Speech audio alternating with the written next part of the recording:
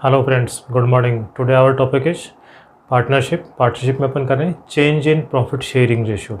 ये next chapter है, change in profit sharing ratio. जब प्रॉफिट शेयरिंग रेशियो चेंज होता है तो उस समय क्या क्या करना होता है, किस तरह अकाउंटिंग ट्रीटमेंट करते हैं।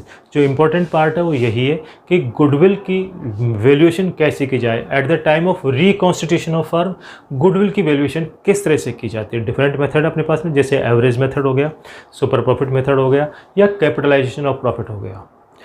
यस, गुडविल की वैल्यूएशन कैसे की जाएगी आपके पास में। जब भी आप वैल्यूएशन करेंगे उसके पहले आपको ध्यान रखना पड़ेगा, जो भी प्रॉफिट होगा उसमें आपको कुछ एडजस्टमेंट करनी पड़ेंगी। जो भी प्रॉफिट होगा, ईयरली प्रॉफिट होगा, बिजनेस का प्रॉफिट पीएनएल से मिलता है, पीएनएल का जो प्रॉफिट होगा उसमें आपको कुछ एडजस्टमेंट करने पड़ेंगे। जैसे एडजस्टमेंट फॉर एबनॉर्मल प्रॉफिट और लॉस। एबनॉर्मल प्रॉफिट या लॉस क्या होगा? जो अदर देन बिजनेस एक्टिविटी से आपको प्रॉफिट हुआ है, अदर देन बिजनेस एक्टिविटी की वजह से जो प्रॉफिट होता है, जो लॉस होता है, that is called the abnormal profit और लॉस। पीएनएल जो बनाते हैं उसमें बिजनेस की एक्टिविटी, ऑपरेटिंग प्रॉफिट और नॉन ऑपरेटिंग दोनों इंक्लूड किए जाते हैं। नॉर्मली ऑपरेटिंग पीएनएल और पीएनएल दोनों नहीं बनाते, नॉर्मली पीएनएल ही बनता है और उसी में ऑपरेटिंग और नॉन ऑपरेटिंग एक्टिविटीज़ दोनों के रिलेशन उसमें शामिल होते हैं, दोनों के रिजल्ट उसमें शामिल होते हैं। इसलिए अपने को नॉन ऑपरेटिंग वाला पार्ट जो होता है, abnormal profit other than business activity, ध्यान रखें यहाँ पे अदर देन बिजनेस एक्टिविटी वाला पार्ट जो होता है वो आपको इसमें से एक्सक्लूड करना है, तब आपका नॉर्मल प्रॉफिट आएगा। जो भी पीएनएल का प्रॉफिट होता है उसमें से एबनॉर्मल प्रॉफिट या लॉस उसको एक्सक्लूड कर देंगे तो नॉर्मल प्रॉफिट आ जाएगा। अपने को गुडविल कैलकुलेशन करने के लिए नॉर्मल प्रॉफिट हमेशा चाहिए, अपने को चाहिए नॉर्मल प्रॉफिट। अपने को हमेशा नॉर्मल प्रॉफिट चाहिए। तो नॉर्मल प्रॉफिट कब आएगा? जब नेट प्रॉफिट में एबनॉर्मल प्रॉफिट को लेस कर देंगे। जो एबनॉर्मल प्रॉफिट है उसको तो करेंगे माइनस और एबनॉर्मल लॉस है उसको करेंगे प्लस, तो आपके पास में नॉर्मल प्रॉफिट आ जाएगा। एबनॉर्मल प्रॉफिट की वजह से प्रॉफिट बढ़ गया और उसको एबनॉर्मल प्रॉफिट को हटा देंगे तो नॉर्मल प्रॉफिट बन जाएगा। एबनॉर्मल लॉस की वजह से प्रॉफिट कम हो गया था, अब उस एबनॉर्मल लॉस को वापस ऐड कर देंगे तो प्रॉफिट नॉर्मल लेवल पे आ जाएगा। दूसरा, investment income and non operating income. Non operating मतलब non business income, non business ज़्यादा कहना ठीक रहेगा। Non business income, investment income and non business income. Investment income आपका नॉर्मल बिजनेस है, अगर आप इन्वेस्टमेंट करके पैसा कमाते हैं that was related to the other then business income, वो बिजनेस की इनकम नहीं होगी। अपन गुडविल जो कैलकुलेट कर रहे हैं वो बिजनेस की गुडविल कैलकुलेट कर रहे हैं, इसलिए अपने जो प्रॉफिट भी चाहिए that profit was due to the earn due to the business activities. इसलिए अदर देन बिजनेस एक्टिविटी का कोई भी इनकम आती है तो वो उसको लेस कर देंगे, एक्सक्लूड कर देंगे। अदर देन बिजनेस एक्टिविटी की जो इनकम आती है उसको अपन लेस कर देंगे तो आपको नॉर्मल प्रॉफिट मिल जाएगा। तीसरा आता है फ्यूचर ऑपरेटिंग एक्सपेंसेस। ऐसे कोई एक्सपेंसेस जो आपने अभी तक पीएनएल में डेबिट नहीं किए हैं, पीएनएल में इनकॉर्पोरेट नहीं किए हैं आपने, लेकिन वो बिजनेस के नॉर्मल एक्सपेंसेस है। अब आज के बाद फ्यूचर में वो एक्सपेंसेस रेगुलर बेसिस पे होंगे। जो एक्सपेंसेस फ्यूचर में रेगुलर बेसिस पे एक्सपेंसेस होंगे, लेकिन अभी तक आपने पीएनएल में इनकॉर्पोरेट नहीं किए, तो उन एक्सपेंसेस को भी आप इनकॉर्पोरेट करोगे और ये नॉर्मल प्रॉफिट में माइनस हो जाएंगे। ये जैसे ऑनर्स रेम्यूनरेशन, ऑनर जो होता है उसको कुछ एक्सपेंसेस मिलने चाहिए, वो आपको लेस नहीं किया आपने, वो आपको लेस करने पड़ेंगे। जैसे किसी फिक्स एसेट्स का आपने इंश्योरेंस नहीं करवा रखा, लेकिन इन फ्यूचर आपको इंश्योरेंस करवाना पड़ेगा उसका, तो जब इंश्योरेंस करवाना पड़ेगा that was the business expenses, normal expenses future में होंगे, तो इसलिए आपको वो एडजस्टमेंट करने पड़ेंगे। तो इस तरह से अपने पास में पहले नॉर्मल प्रॉफिट कैलकुलेट करेंगे, फिर उसके बाद में अपने पास जो मेथड है डिफरेंट मेथड्स, उससे अपन गुडविल की वैल्यूएशन करेंगे। पहले आता है average profit, simple average profit. Average profit का मतलब हो गया आपके पास में एवरेज प्रॉफिट में सिंपल दो मेथड है, एक सिंपल एवरेज और एक वेटेड एवरेज। एवरेज प्रॉफिट के लिए दो मेथड है, सिंपल एवरेज और वेटेड एवरेज। सिंपल एवरेज का मतलब हो गया कि हर साल जो प्रॉफिट होता है total of number of years profit divided by number of years. जितने साल का प्रॉफिट दिया हुआ है पहले उसका टोटल कर लेंगे divided by number of years, तो आपके पास में एक एवरेज प्रॉफिट आ जाएगा। उस एवरेज प्रॉफिट को नंबर ऑफ ईयर्स परचेज, उस एवरेज प्रॉफिट को गुडविल क्या आएगी आपके पास में? Average profit into number of years purchase.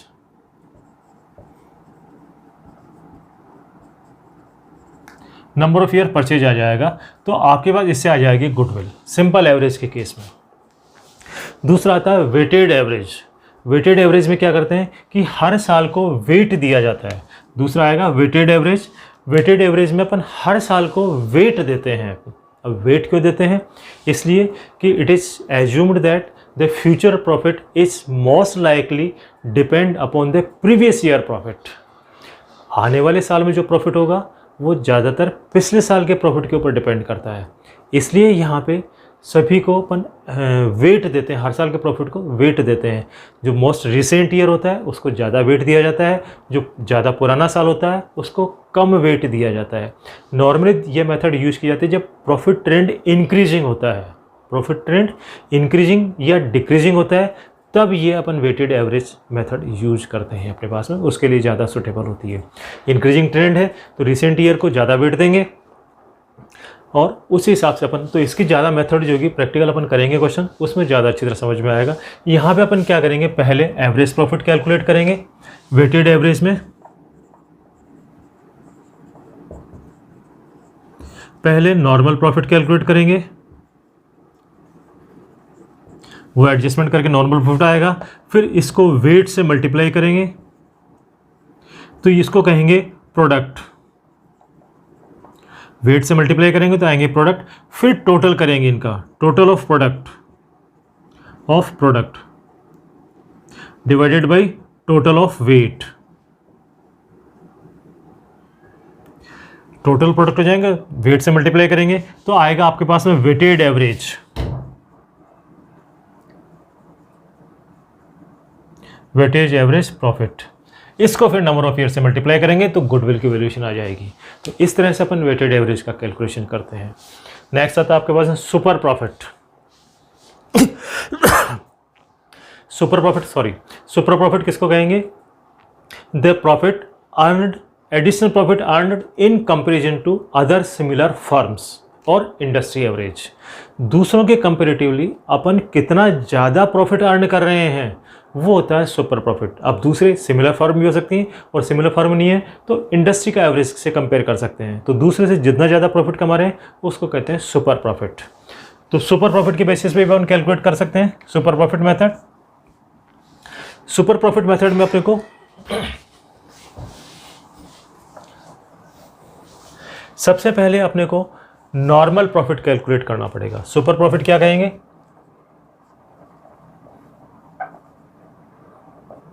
Super profit क्या होगा? एवरेज और actual profit minus normal profit. Super profit क्या आएगा? एक्चुअल और average profit.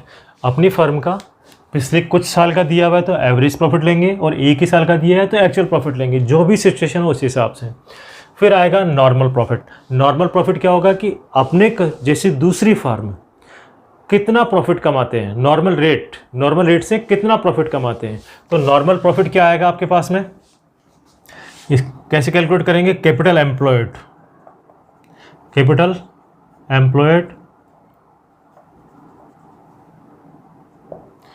Into normal rate of return.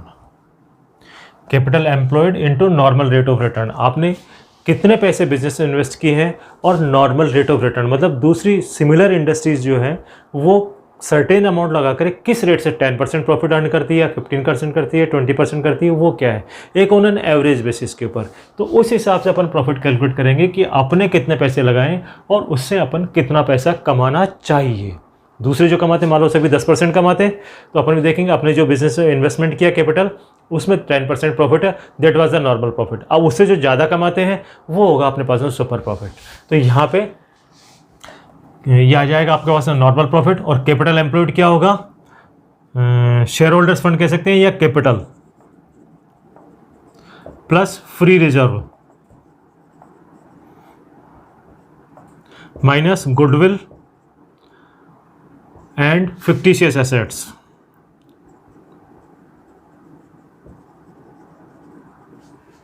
Capital plus free reserve.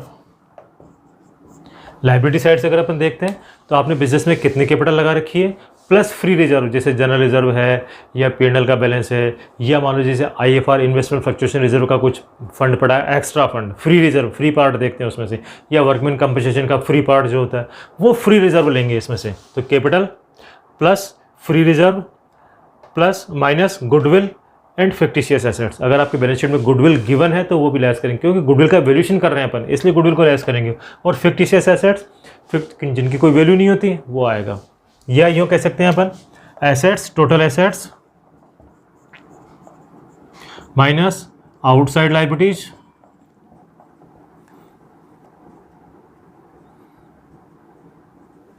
Minus ये दोनों गुडविल एंड फिक्टिशियस एसेट्स।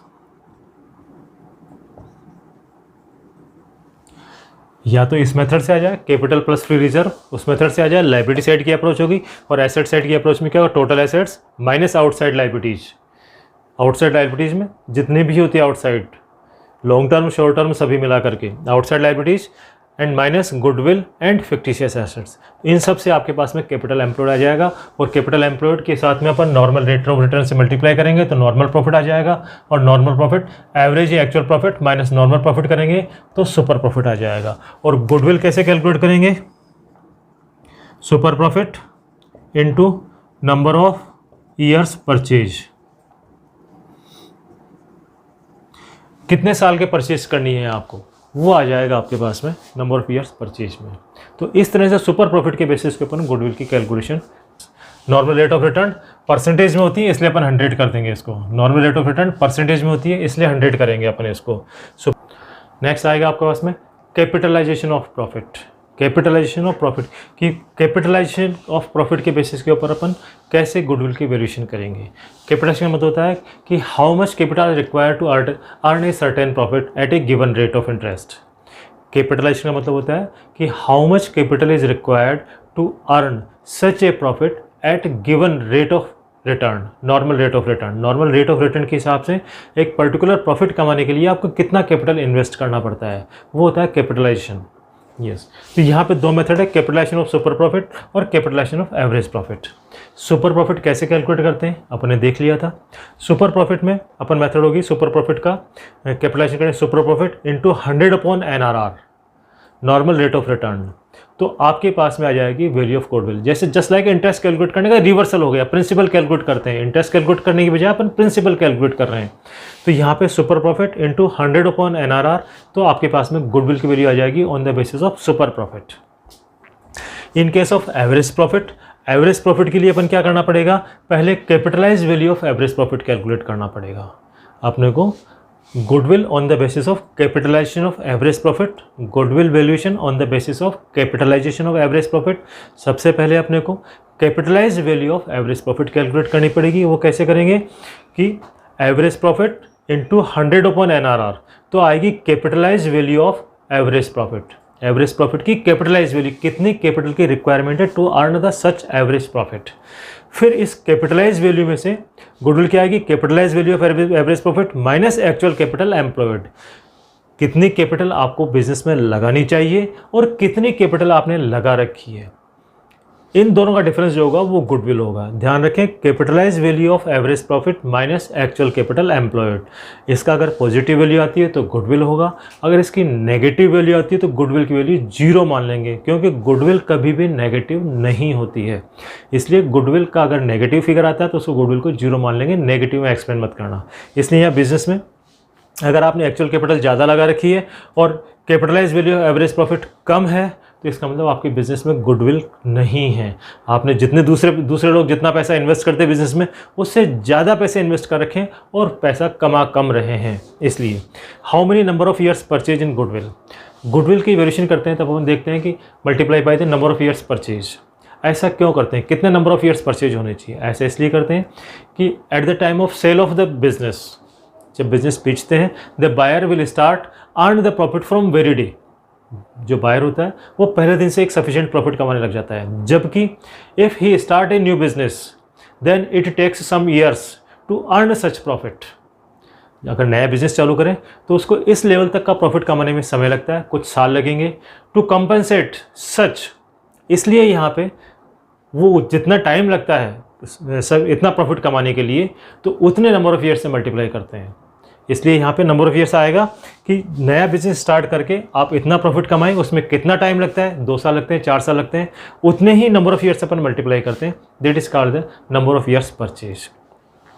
तो ये आपके पास में कुछ थ्योरी का पार्ट था इसमें गुडविल से रिलेटेड। ज़्यादा एम्फेसिस अपना गुडविल से रहा है इसमें। गुडविल की कैलकुलेशन, गुडविल की वेरिएशन के डिफरेंट मेथड्स रहे हैं इसमें। आशा करता हूँ आपको समझ में आया होगा। आप हमारे इस वीडियो को लाइक करें, हमारे चैनल को सब्सक्राइब करें और अपने फ्रेंड्स के साथ में शेयर करें ताकि उनको भी इसका बेनिफिट मिल सके। Thank you.